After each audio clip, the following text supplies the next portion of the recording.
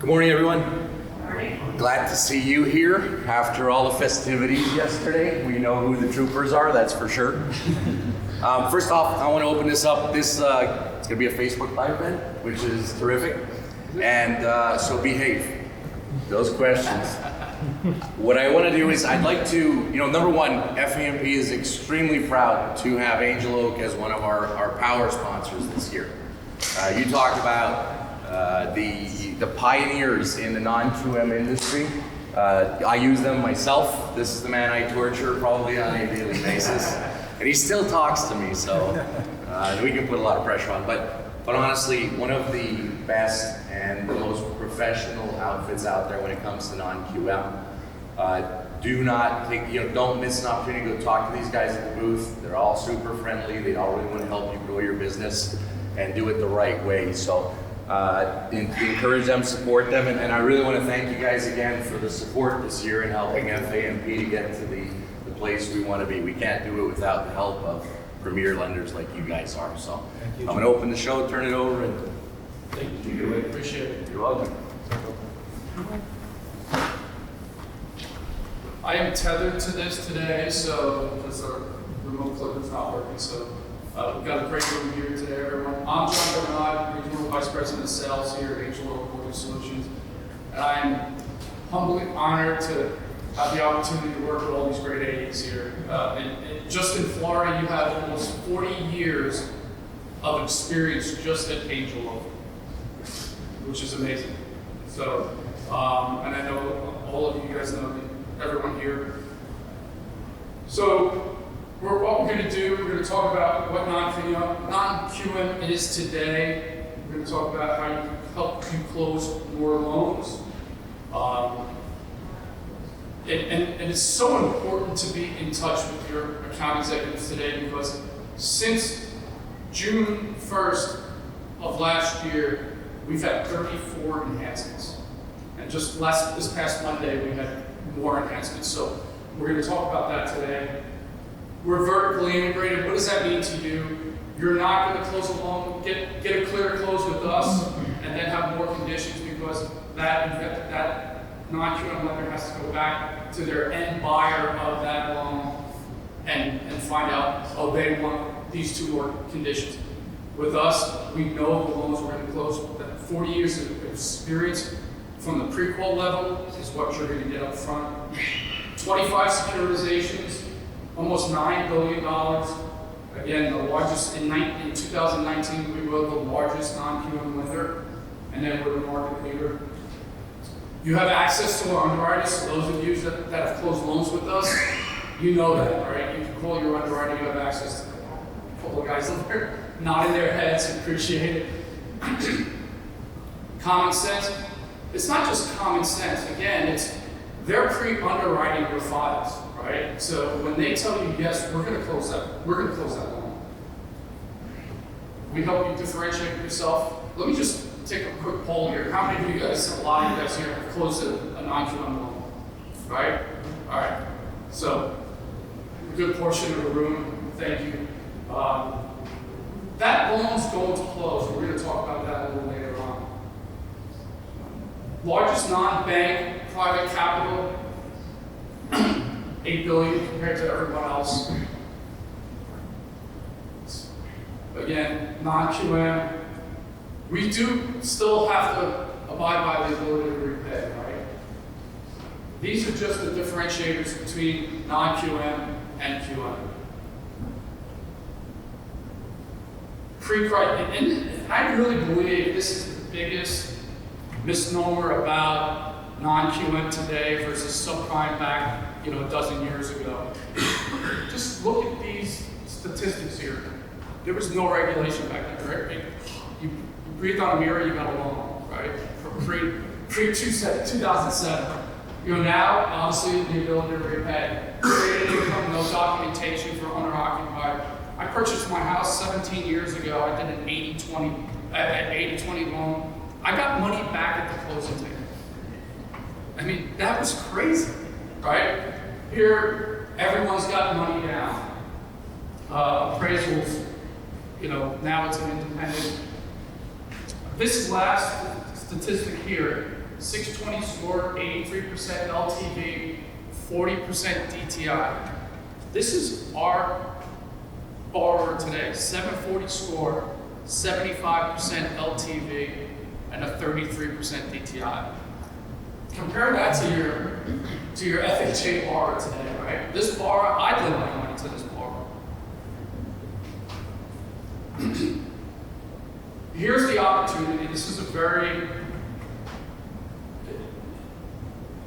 the opportunity here today. So non-agency, prior to the meltdown, was about 10% of agency business.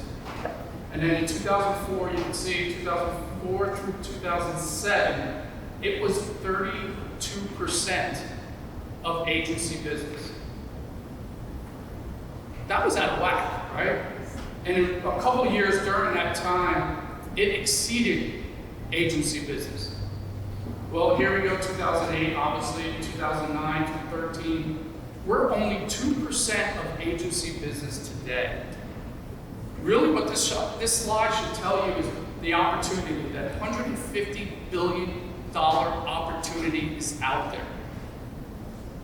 Just think about that. It's $12.5 billion a month. What portion of that are you going to acquire? It's out there. So, again, I love this slide because it's an opportunity we haven't even scratched the surface. So how are we going to attain that opportunity out there? Bank statements, debt service coverage programs, just missed borrowers. There are borrowers out there, unfortunately, during this pandemic have been affected, right? So we're going to help you capture that borrower's business. So again, we'll go back to who are these borrowers? Bank statement borrowers. Average FICO, 744, 76% LTV. Investor cash flow, 760 credit score.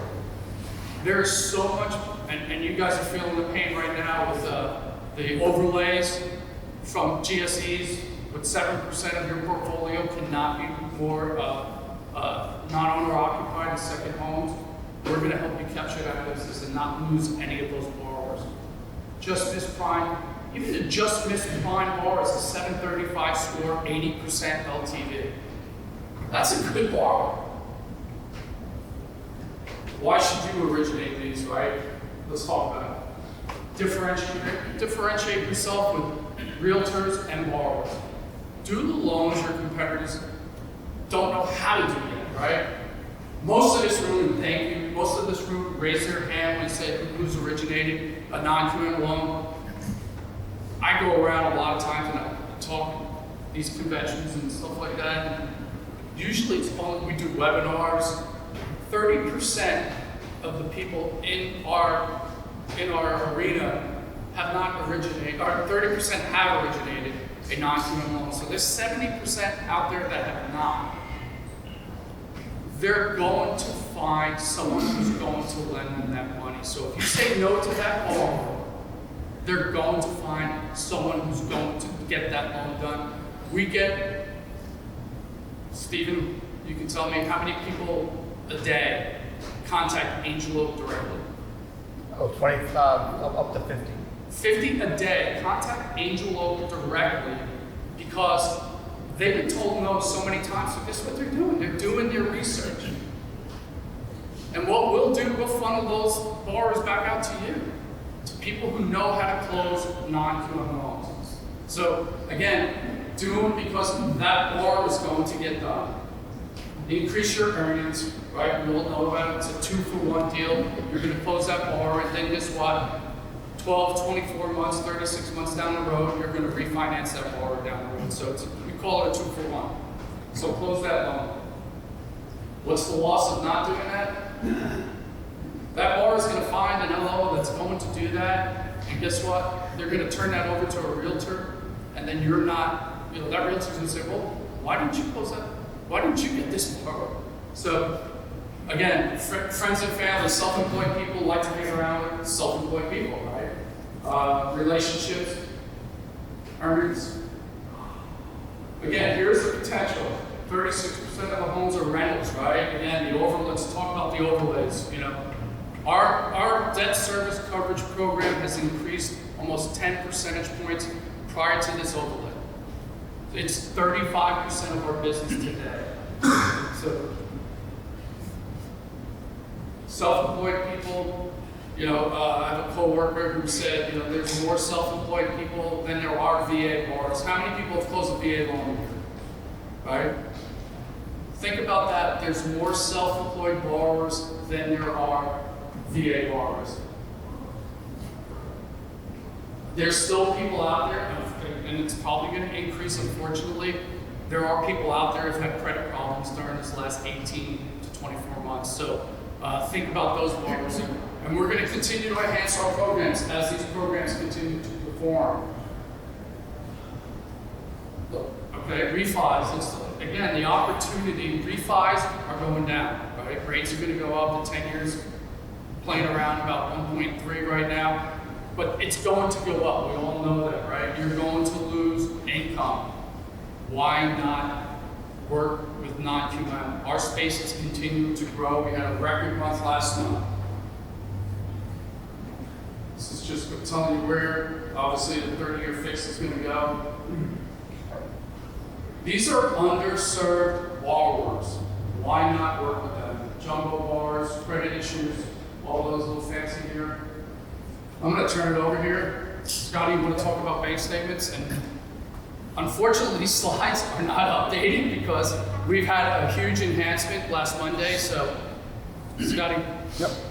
So as many of you know, the bank statement program is probably the program most of you maybe have used to close a non-QM loan. It's the one most synonymous. It's our biggest volume product out there, most synonymous with non-QM. It's come a long way since we rolled it out, you know, many years ago, and continues to get enhanced. But you know, for you guys to add value, I think it's important to really get to know the bank statement product, our debt service ratio program, the ones that you're probably going to see the most of. Like John's slide showed, the amount of self-employed borrowers out there, especially in the South Florida market, as we all know, in this new gig economy, you have a lot of borrowers out there that they may, you know, drive Uber, they may have a little online business, they have a lot of different things going on.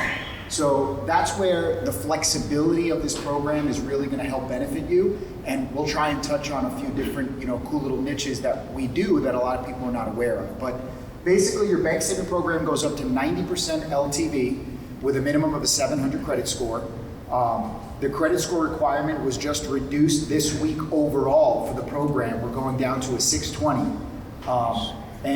There's 80% LTV with no MI at 640. There's no MI on any of our products and programs, for that matter, over 80% LTV.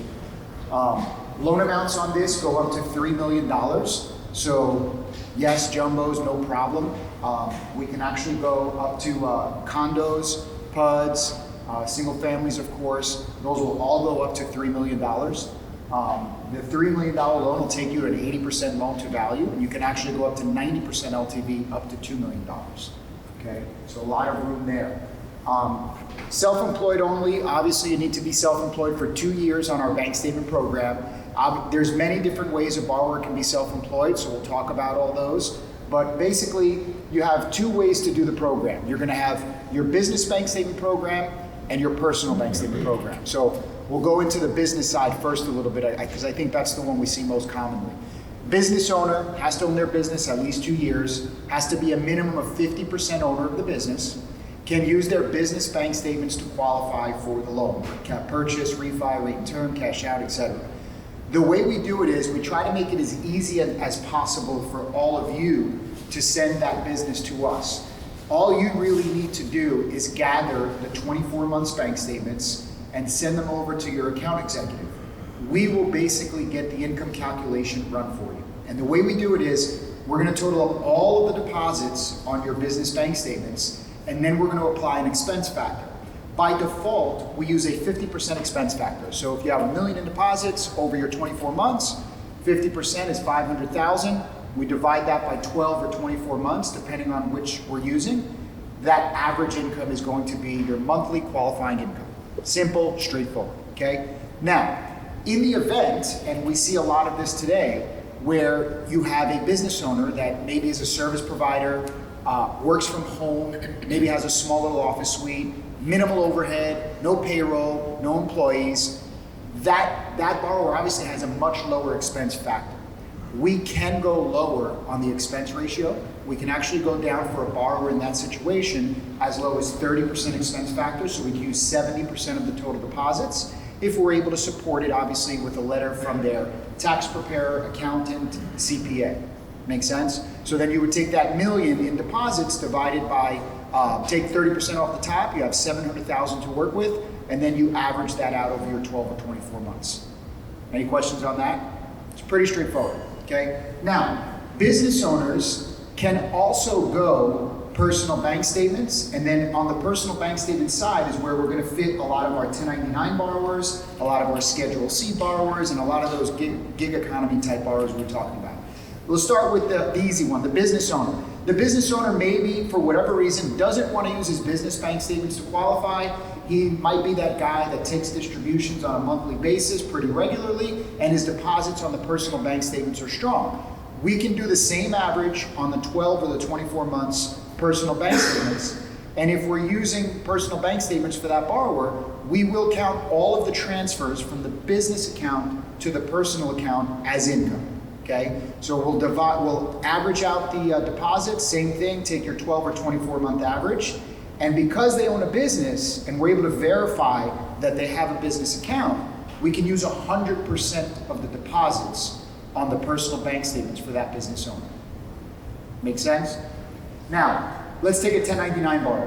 1099 borrowers, as we know, independent contractors, a lot of times they'll have minimal expenses. Realtors, realtors is a perfect example. We all do a few of them at least per month. So you take a realtor, they get 1099, they deposit everything into their personal bank account.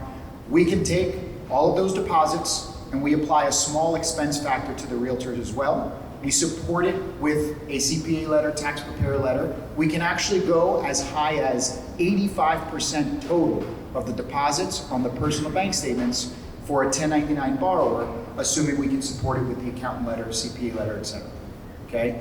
Schedule C, same situation. Now, Schedule C sometimes get tough because you may not always be able to verify their employment. That's really the key for us. We want to make sure we can verify their employment. We can see where they're earning their income, but they do qualify for this loan as well. So we can take them, total the deposits, apply the same expense factor, and then average it out, and that's how you're going to get your income on the personal bank statements. Any questions on those? No?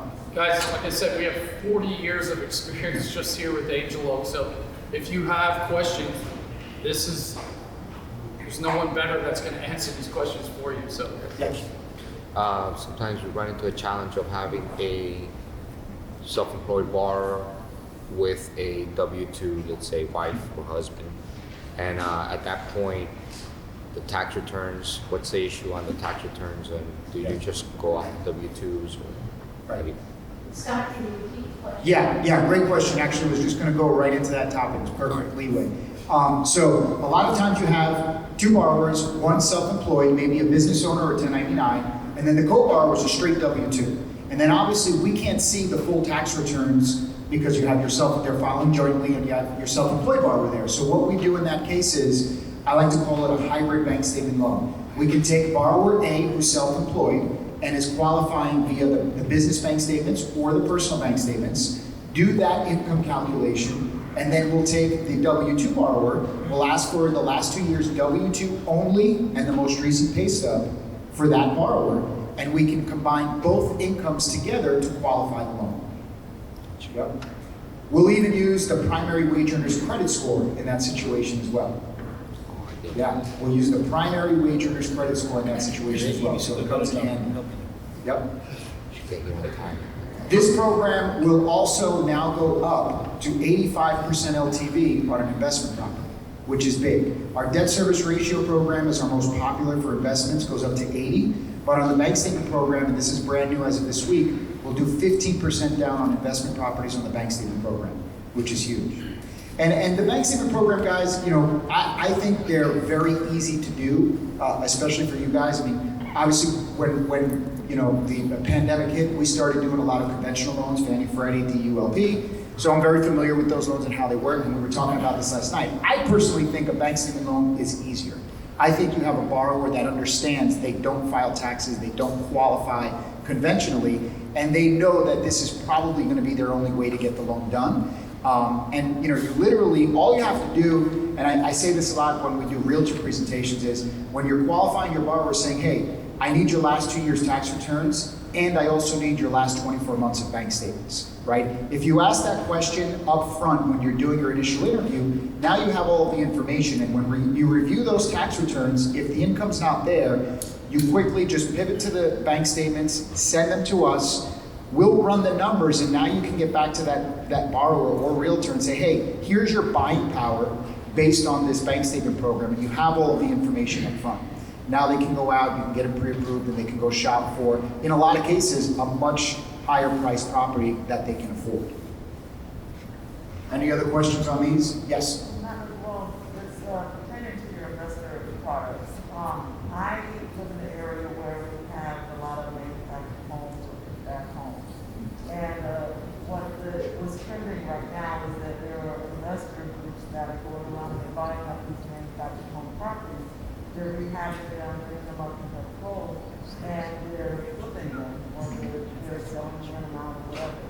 But it's hard to find investment programs such as this to help fund these projects for companies and what have you for the investors. Right. So is that something that you all do? Yeah, so the question was, a lot of projects you see nowadays, manufactured homes that are being developed, and then a lot of developers are going in, fixing them up, and then turning around and selling them. We don't lend on mobile or manufactured homes. In the event that that was an investor that purchased single-family homes, or maybe some condos or multi-units, et cetera, and then renovated them, and then was turning around and selling them, yes, we can do financing on that sale to the potential buyer if they were purchasing them as an investment property through our debt service ratio program, or even through the bank statement program. Yeah. There's also one more option I want to discuss on this program for you guys to know is our 1099 only option. And this is going to apply obviously to your 1099 borrowers. A lot of times, realtors are a great example, maybe the type of realtor that really focuses on high-end properties, and so they may not have consistent deposits for a few months, but then when they close a deal, it's a big deposit.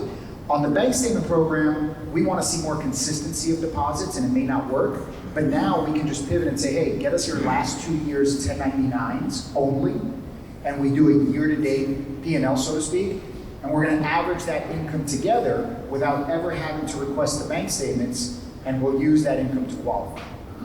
Make sense? So we'll take last 2 years, 24 months, plus the 8 months of 2021. We'll average that, and that's going to be your qualifying monthly income. It's another great way to save a lot of loans as an alternative to the bank statement program.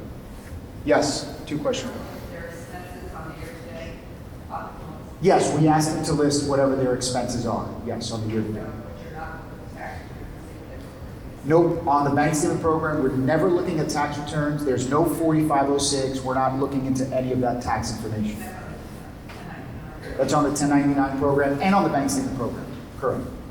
You just answered, so you're not looking at 4506, No, sir. No 4506, no tax returns come into play on the bank statement program at all. Yes, another question here? I-10 holders and non-warrantable condos, are either of those eligible to the program? Yeah, so we'll start with I-10. I-10 at this very moment, no, but very soon, potentially. Wow. See, we've been lobbying for it. At this very moment, no, but I think that's something we could potentially be adding in the future. Yeah, as far as non-warrantable condos, yes, we do non-warrantable condos on every one of our programs. And obviously there's a lot of things that can make a condo non-warrantable. We go up to 100% investor concentration on any of our programs, so we're okay with that, as long as no individual investor owns more than 20% of the units.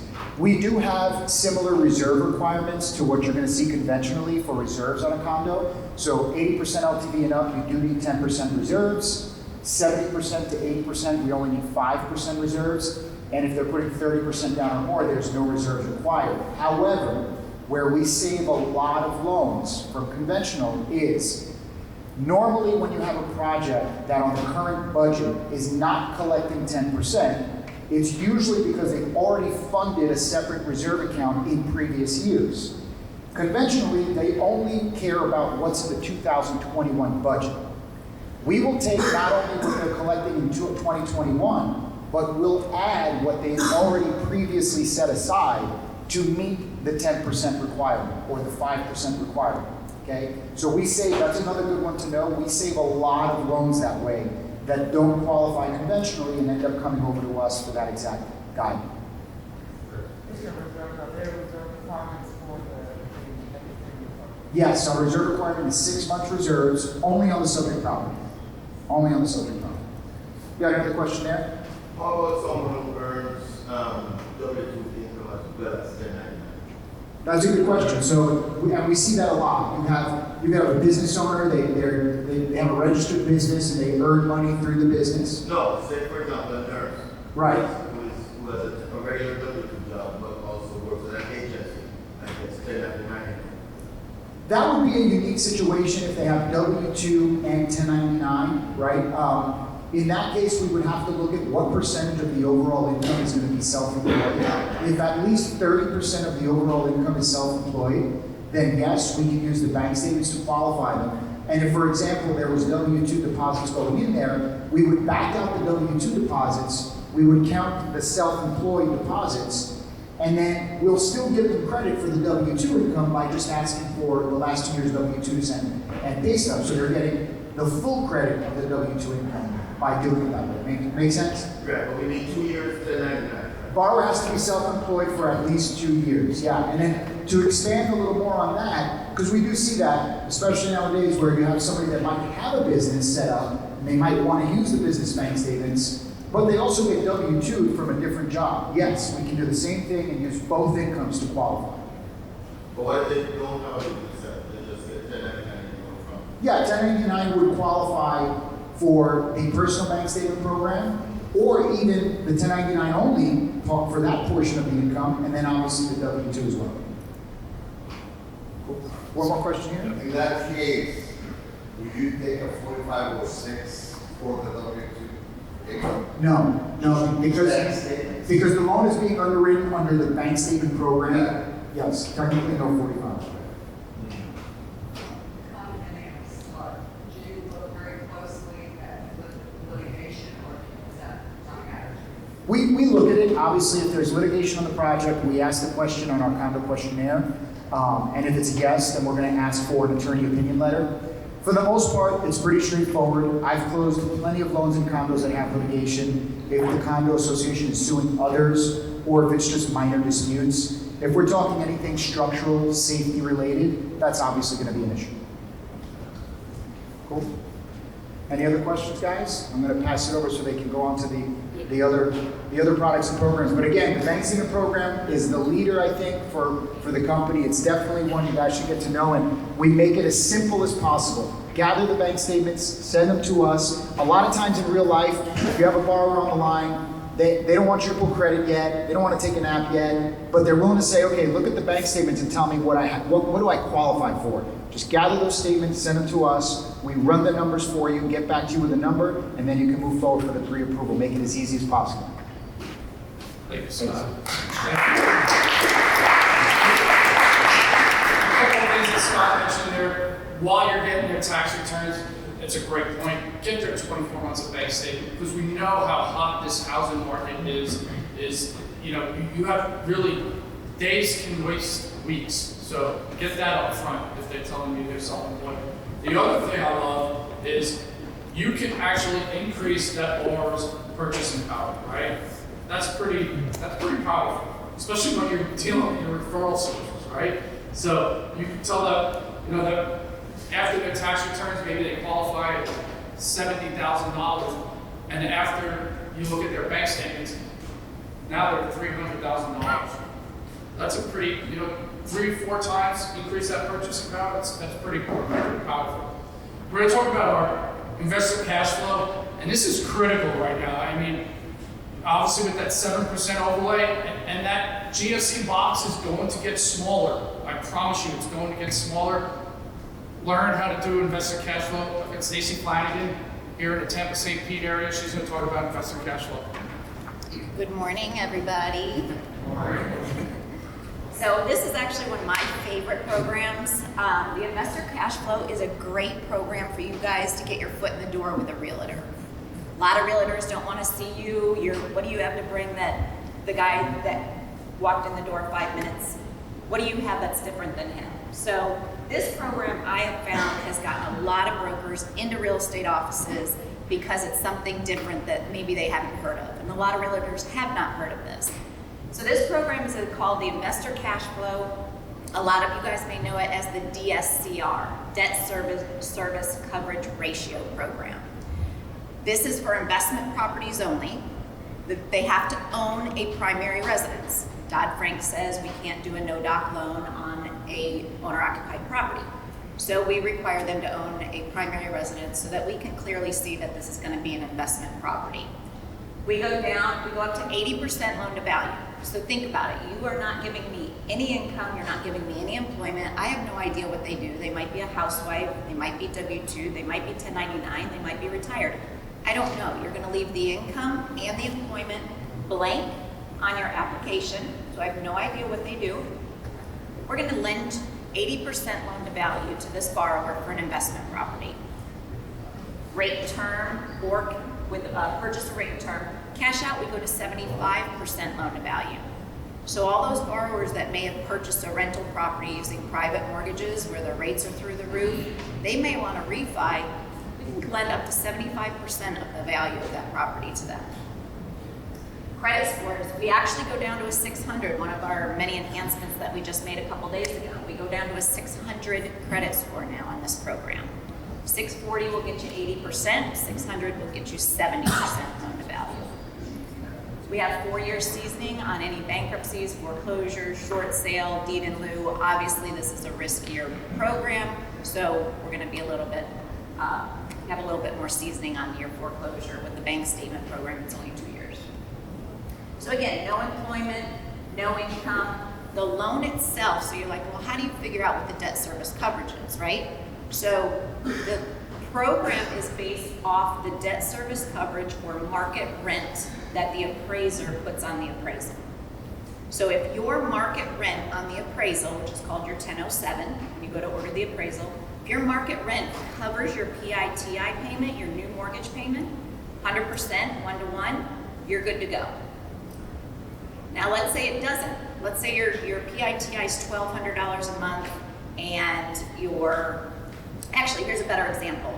A lot of places in Florida around us have seasonal rentals. So then when the appraiser does the market rent based over a year, sometimes it's a lot lower than what their mortgage payment's gonna be. So let's say their mortgage payment's $3,200 a month. Market rent comes in at $2,500 a month. So it's not covering your mortgage payment 1-to-1. We can do 75% LTV or less with at least a 700 credit score. You don't have to have any cash flow. We do not care what the market rent comes in at. If you're at 75 LTV or less with at least a 700 mid score. That is a huge program, super strong. So let's say you have 2 borrowers, they both want to be on the loan. When you send your AE a pre-qual and we notice that somebody's got a 680 score and the other borrower's got the 720 score, we're going to tell you, hey, take the other borrower off. There's no DTI. We don't need the other borrower on there.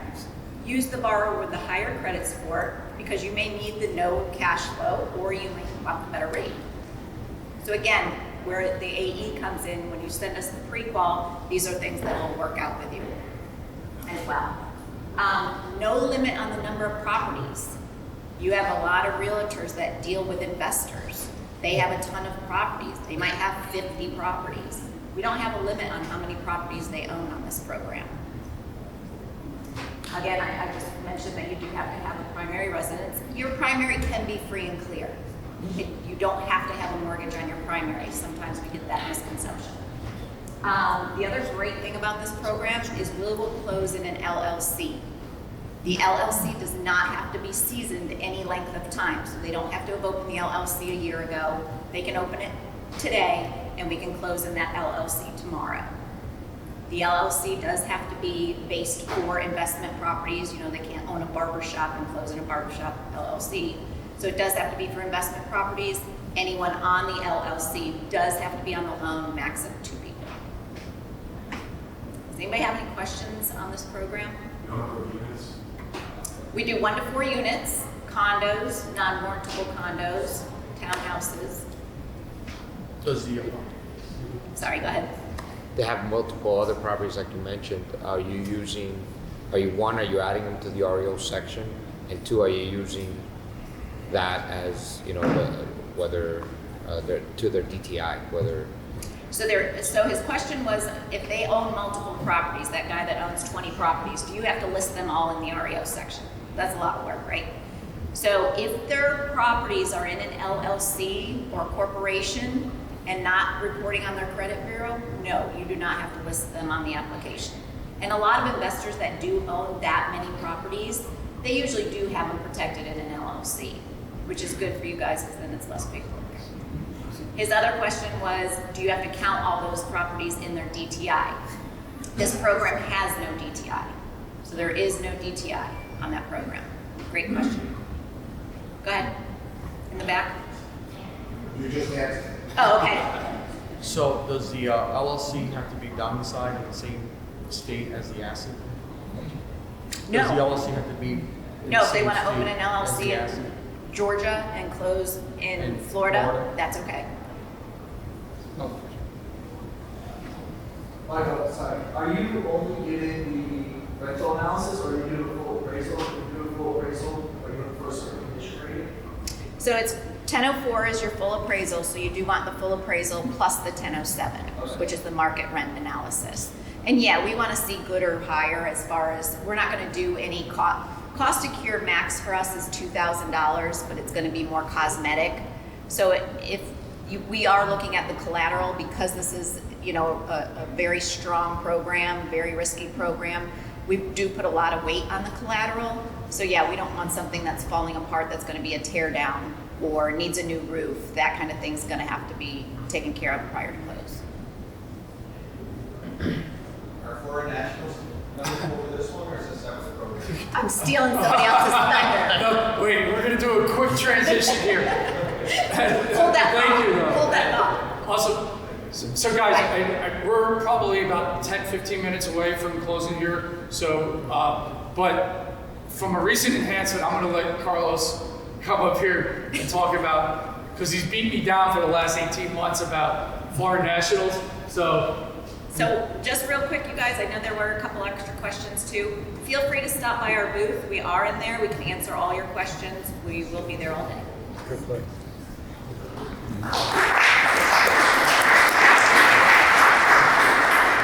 So foreign nationals, anybody here do foreign nationals? Yep. All right.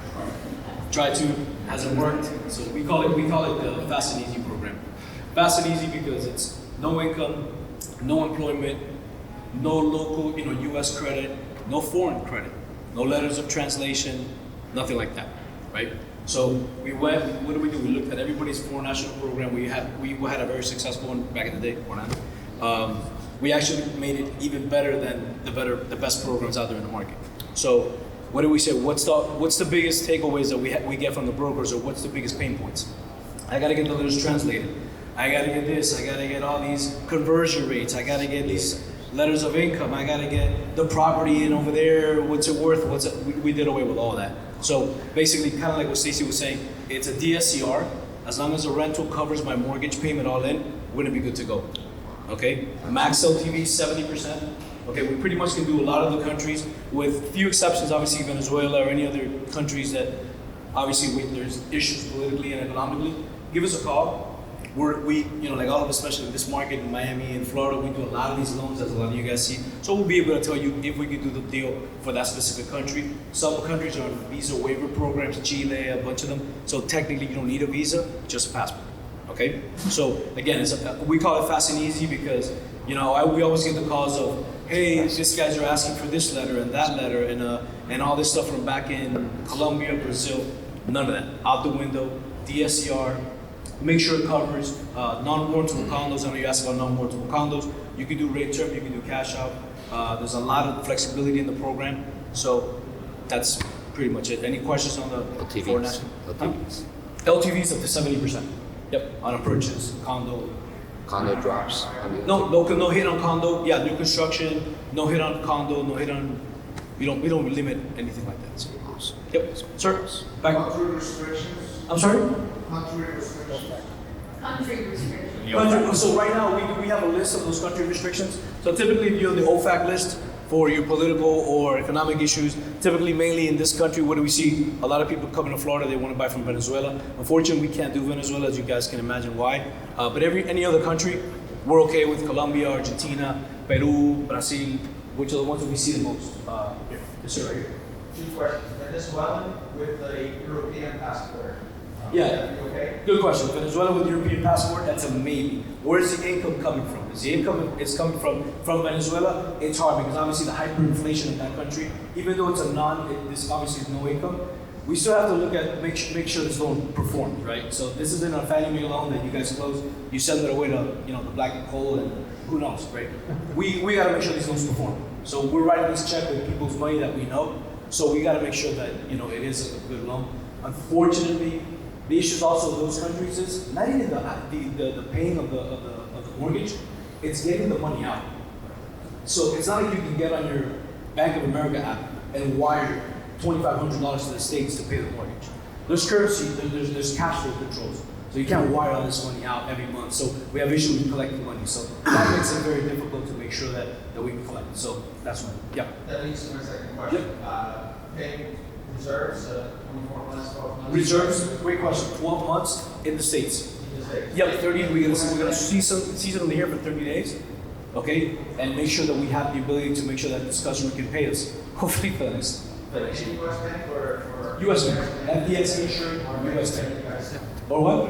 And you guys determine, or any bank that The bank that the customer banks at, FDIC insured. Very important. Can't be some small private bank that we've never heard of. Okay, all the way back. So you said, just to clarify, you said not Venezuelans, but it depends where the income comes from, right? So somebody with a Venezuelan passport who works for Qatar Airlines, right, it's paid in dollars, you do that loan. Yeah, that's a good scenario. Right, and we get a lot of those. They work in the oil business, right? And they've been out of Venezuela for many, many years. We can take a look at that specific scenario. Now, obviously, in these platforms, I'm very careful to say yes or no right away because kind of like the mixed use of the hybrid bank saving program. These are very specific details that we are going to look at for you. And guys, use us. I always have to say we are your #1 source. We're on the right. Hey, I got this deal. We want to help you structure the loan. Every investor you send to has a different appetite. So I know some LOs, unfortunately, don't like when we start asking questions. It's for your own benefit. We want to make sure we give you a pre-approval that you can close and get paid on. But if you don't tell us and we don't structure it correctly for you, you guys get the call from the realtor when the deal falls apart. We don't. We want to help you make sure that it's a deal we can close. So give us all that information. Yep. Prepaid penalties on the foreign national? 3-year prepaid, just like the DSCR. To me, it's a very easy prepaid. It's only 6 months of interest of 80% of the balance of the loan. It'll be $100,000 in 6 months of 80,000, 80% of the balance. Extremely easy. Yep. Anybody else? A fast and easy program. Okay. Hey, so everyone, this program literally just rolled out Monday, right? It's today, Friday. Before national. Before national just rolled out. One of the other things I wanted to, again, we have 40 years of experience just in this room with Angel Oak. 30% of the loans we close don't meet our guidelines. Just think about that. And it's because the expertise in this room is how those loans get closed. They are going to ask you that second, third, fourth, fifth level question that's going to help you get that loan closed. And it's going to make you look like a superstar in that realtor's eyes. So just and one thing I wanted to mention, guys, I think it's important, it's going to add value to you guys that I think it's really underutilized is for the bank statement program and the debt service ratio program, we have an interest-only feature. I think that's really important to know. It's not used enough. It's a 40-year interest-only feature. First 10 years of the loan are straight interest-only payments, and then it amortizes to a standard 30-year after that at the original rate locked, which is a 30-year fixed rate. So if you put it in perspective for a second, bank statement program, if they're buying an extremely high-end property, you can go up to 80% LTV, they can do interest-only those first 10 years. That also applies to the debt service ratio program Stacy just mentioned. So think about that for a second. Investors, it's all about cash flow when they're buying a property, right? So if you can say, hey, with 20% down, I can get you into an interest-only payment on a no income verification, no employment verification program, that's huge, right? And then if let's say the debt service ratio doesn't cover the mortgage payment, the fully amortized payment, like Stacy mentioned, you put that extra 5% down, now there's no DSCR, and they're getting the interest-only feature, which is huge. So definitely something to make note of. Again, you're not having a borrower come in with a foot and a half full of tax returns, right?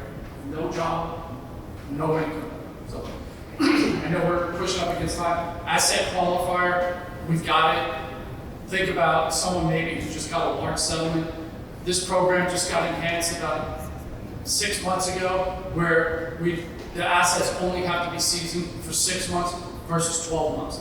So think about someone who just had a large lump sum, maybe it was a divorce, maybe they sold their company and they're not working. So again, combined with what are we, 219?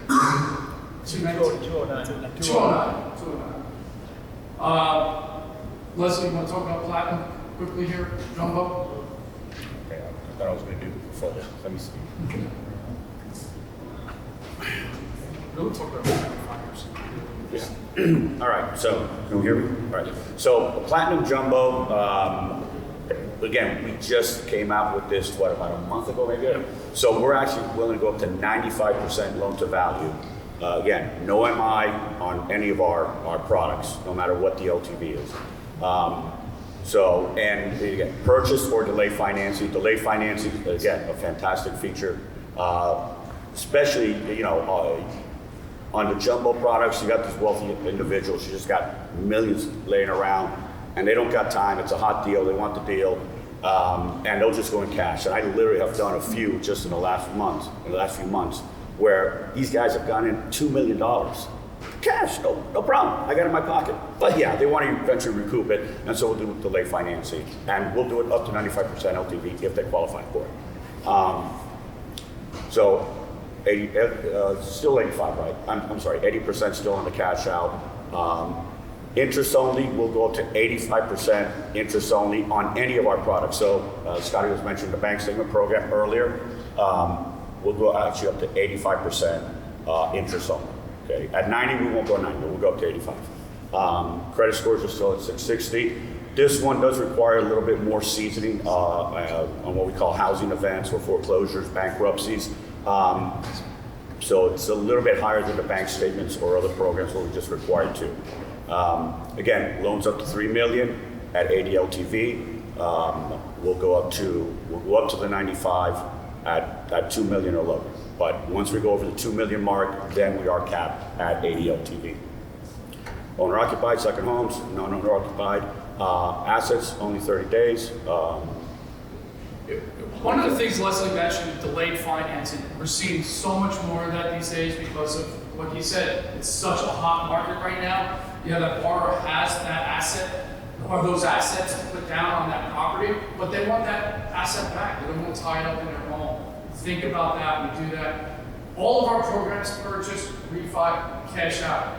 Think about cash out right now because the appreciation of homes, people can use that money to reinvest in their business if they want. So think about all of those things, but delayed financing, Leslie, I really appreciate you bringing that point up because we'll treat that just as a purchase. If they took all those assets out and put 90% down, we'll do it at a 90% LTV.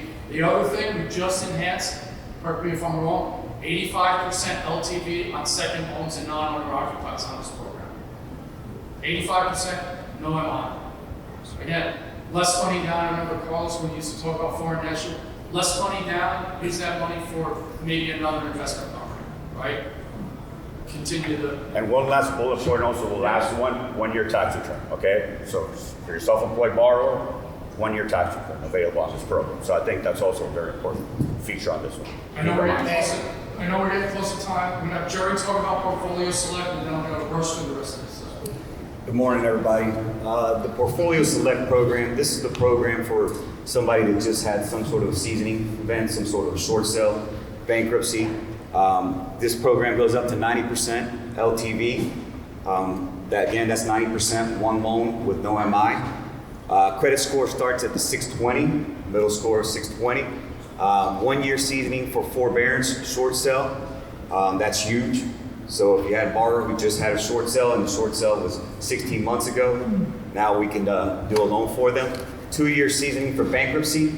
Keep in mind on a Chapter 7 it is a 2 year seasoning, but on a 13 we're going to go off of the file date. So do keep that in mind for this program. Loans go up to $2.5 million. We can do a purchase, cash out, rate of term, cash out or rate and term on this program also. It does do owner-occupied second home and investment properties. DTI does go up to 50% on this program additionally.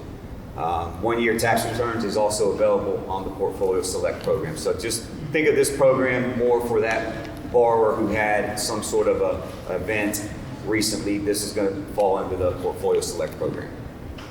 Because this is, you know, we're going to see borrowers, you know, we've all thrived, right, for the last, since COVID. I mean, everyone in this room, thankfully, has done well. There are people who have not.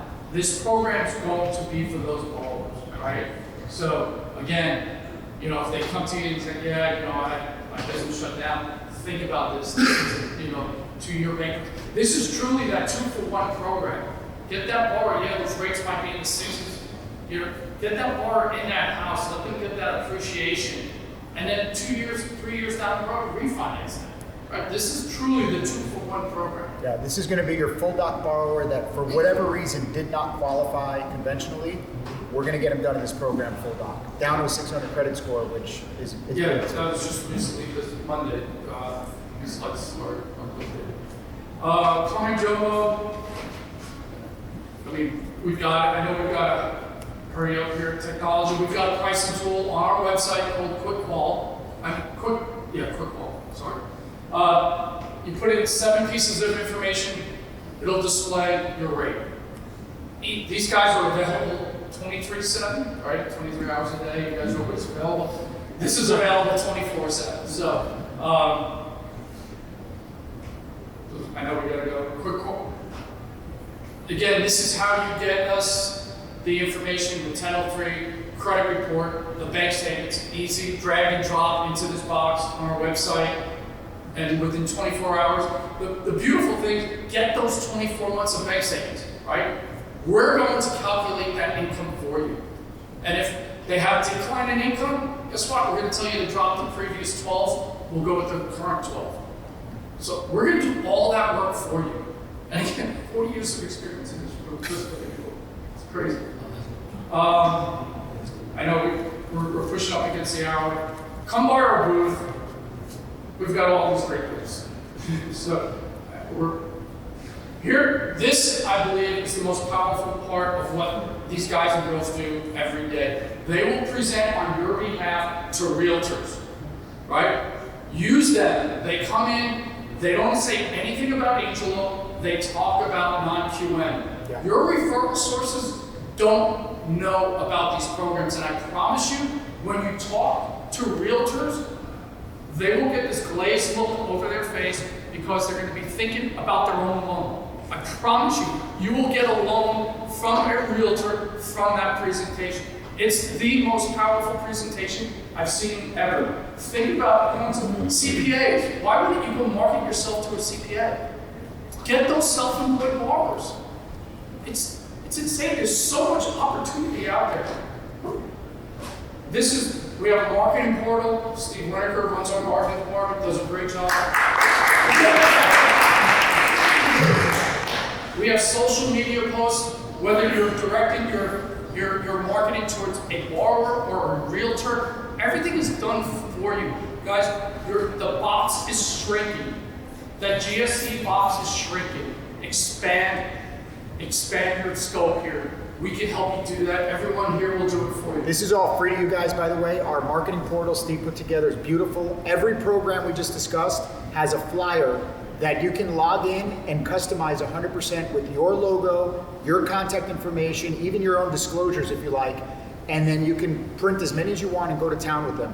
Use it to promote the products, the programs, use it to set up events, and use us to help you present at any of those events. I'm doing a a realtor presentation next Wednesday for 60 realtors that one of my brokers put together, basically just printed out these exact flyers and has been marketing it for the last 2 months and was able to get 60 realtors in a room. So 60 it's huge realtors? and no cost to you. Yeah, 60 realtors in a room. That's powerful. Use us. Let us help you grow your business. And I know we ran over time, but I really wanted to get to the programs because we've had so many changes since COVID. We really appreciate your time, everyone. Thank you for attending.